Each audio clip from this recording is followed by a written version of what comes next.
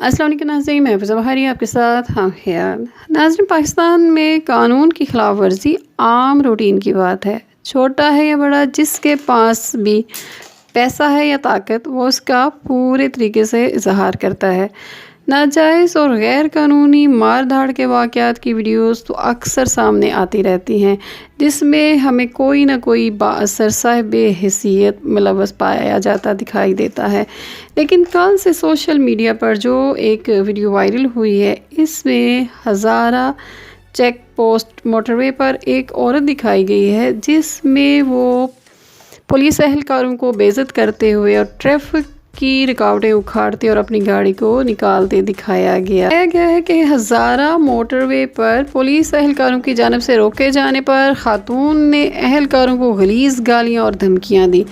Police اہلکاروں کی جانب سے بار بار خاتون کو بتایا گیا کہ ہم آپ کو راستہ دے رہے ہیں، تھوڑا صبر کریں، مگر خاتون نے ایک نہ سنی۔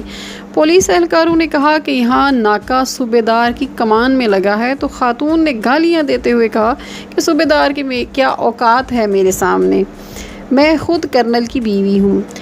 خود کو کرنل کی بیوی بتاتے ہوئے اس گھمنڈی خاتون نے رکاوٹیں ہٹائیں اور گاڑی لے کر چلی گئی، جبکہ پولیس اہلکار خاتون کا منہ دیکھتے رہ گئے۔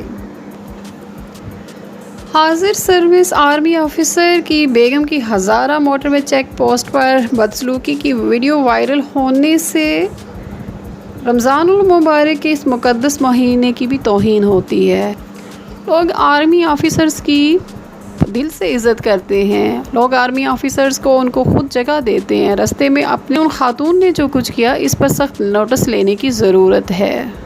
کیا پاکستان اور یہ سوال بھی اٹھتا ہے، کیا پاکستان میں قانون امیر اور غریب کے لیے علیحدہ ہے؟ ایک عام آدمی اور ایک آرمی کے آفیسر کی بیگم کے لیے قانون کی حیثیت کوئی حیثیت ہی نہیں رکھتی،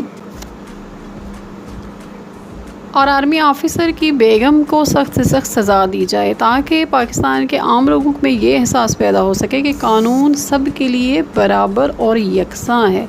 اپنا خیال رکھیے گا، پھر ملیں گے۔ والسلام علیکم ورحمۃ اللہ وبرکاتہ۔